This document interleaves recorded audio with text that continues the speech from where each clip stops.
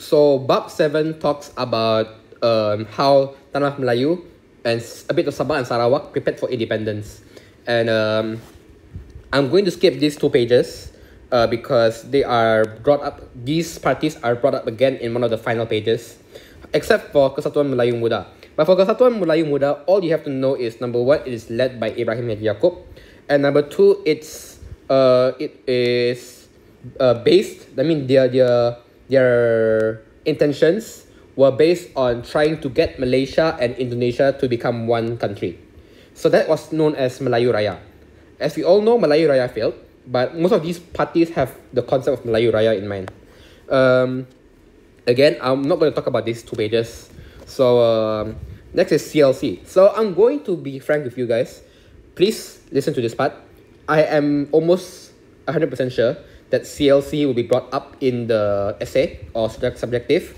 So what is the objective of CLC? It is, number one, to study the relationships between the races, so that they want to find out how close are the races together. Number two is they want to make sure that that the current situation is all balanced. Like we have a disparity between China, Malay, and India, while there's also this race issue, like should orang Melayu get extra rights? And then the number 3 is trying to make sure that everyone sticks together as one, like have this harmony. So the motto is kesamaan dan keadilan untuk penduduk Tanah Melayu. So these are the members. All you have to know is that there is a penasihat, a pengurusi, wakil Melayu, wakil Cina, and wakil lain. And then you have to know a few names lah, but that should be easy enough. Just memorize like 2 or 3 names here just in case. So what is the function of CLC? What are CLC supposed to do? So the first thing the CLC has to do is try and find a way for Tanah Melayu to have an easier road to independence, because Tanah Melayu is quite inexperienced. I mean, like, the local leaders are not so experienced in taking over a whole country. So CLC has to find a solution to solve this. So the solution is to allow elections so that people can choose their leader. So these elections help these elections help the people of Tanah Melayu get more familiarized with choosing their own leader, because back then it was all British. Next was trying to make sure that that orang Melayu get their special rights, kedudukan istimewa, and that's because they want to they have been here for a very long time, and they 100% love this country, love this homeland. So that should be recognized, that should be respected, and they should get these special rights. So that's the issue they have to solve. They want orang Melayu wants their special rights, and the way that CLC solve them is by giving them those special rights. However, the other kaum, the other races still have their own rights. Number 3 is kedudukan ekonomi orang Melayu. So the issue here is Malays, they don't have as much luck getting into the economic stuff or education stuff as Chinese and Indians. Like, the other races are able to get into businesses and industries. However, most of the Malays were stuck in villages because British was British and did not let them work together. So did not make them work together. So what is the suggestion that that CLC have? CLC suggested that an agency is made to get Malays to involve themselves more in economics and education. So what is the result? Dato' Onn Jaafar wanted the formation of RIDA, and RIDA's function is to do that, to help orang Melayu get involved more in economics and education. And his thinking behind this is, since we let you guys have your own rights here, even though this country is supposed to be our country, like Malay, even though our country is a Malay country, like us Malays have been here for a very long time, since you guys are willing to work with us, we hope that you guys will help us get involved in economics and education as well. And then next is kewarganegaraan bukan Melayu. So this is because even though Malays get the special rights, they weren't so sure on whether they should give the other races citizenship or not. So what did CLC say? CLC said yes, we should give them citizenship as a way to show them that we accept them and we want them to support Tanah Melayu.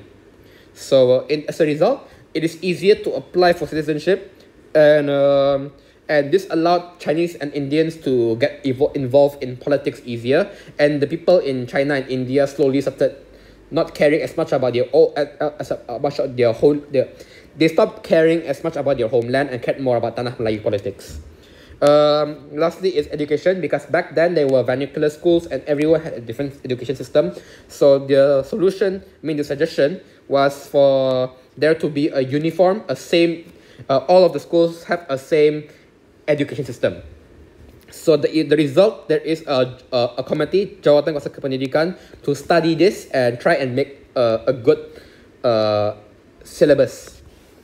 So Sistem Ahli was made to train people to become leaders. You see here, Sistem Ahli is done to give training to local leaders to make them used to taking over a country, to get them used to handling a country before British can give them independence.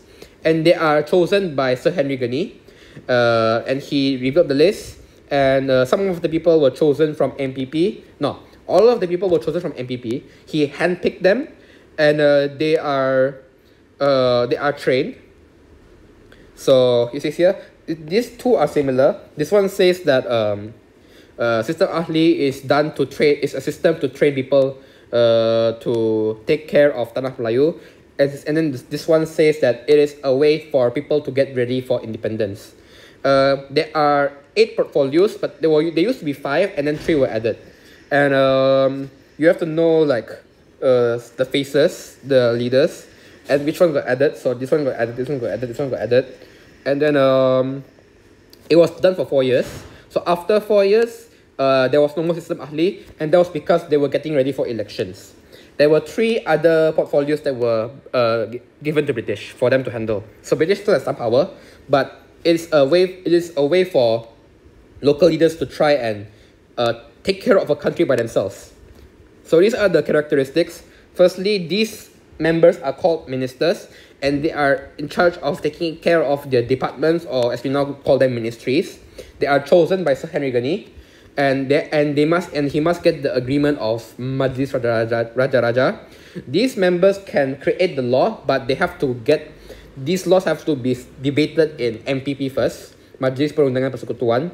They are under Sir Henry Gurney, and lastly, it is a cabinet that is comprised of multiple people, multiple ministers.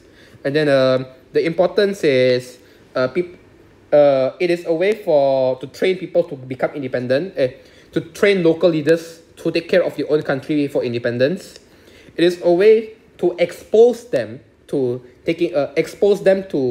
the environment of taking care of your own country. This one means train, this one means exposure.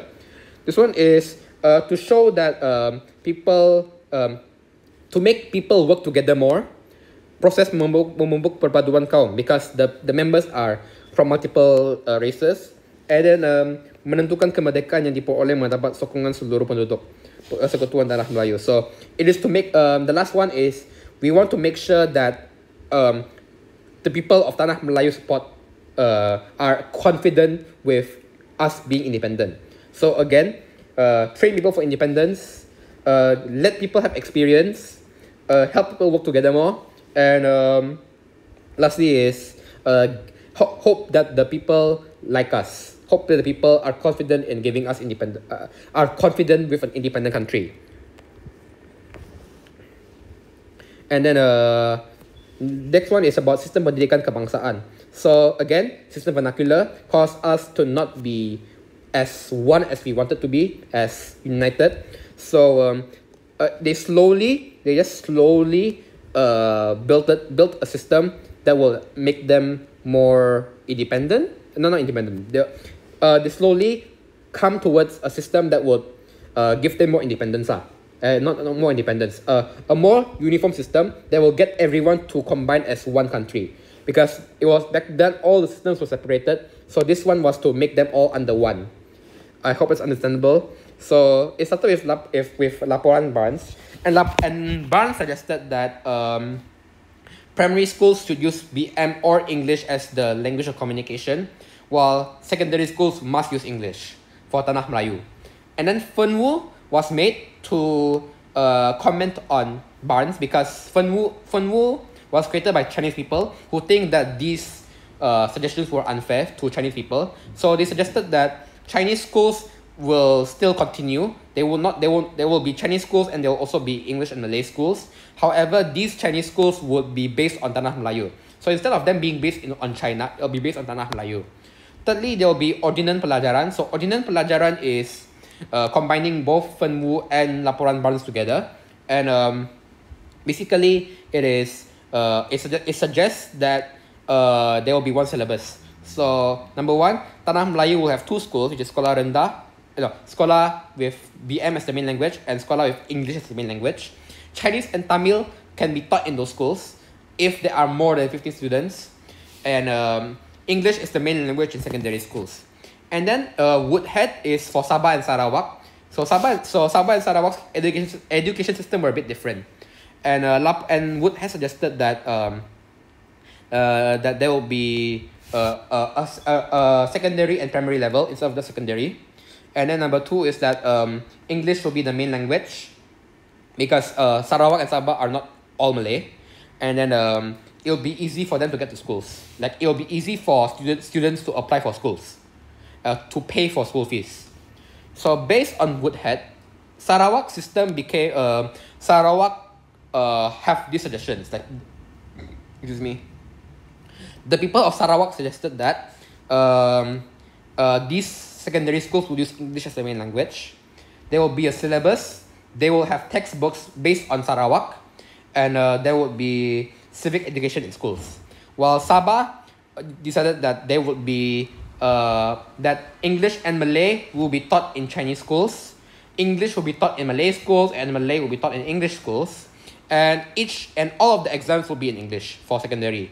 And then Ordinan Colony mentioned that there will be a syllabus to make them all the same page, make them on the same page, make them the same syllabus, so that there will be no differences. There will be no like different syllabus for different schools. And then lastly, there is the Penyata Jawatan Kuasa Pelajaran, which was headed by Tunku Toto Abdul Razak, which was soon to be known as Tunku Abdul Razak Hussein. And then his based on his research, like because they were supposed to research on the current situation of education. After what, if you remember what CLC said, they came up with a few goals, which is to have a system that is even for everyone. BM and English are the main languages, and the syllabus must be the same for all schools.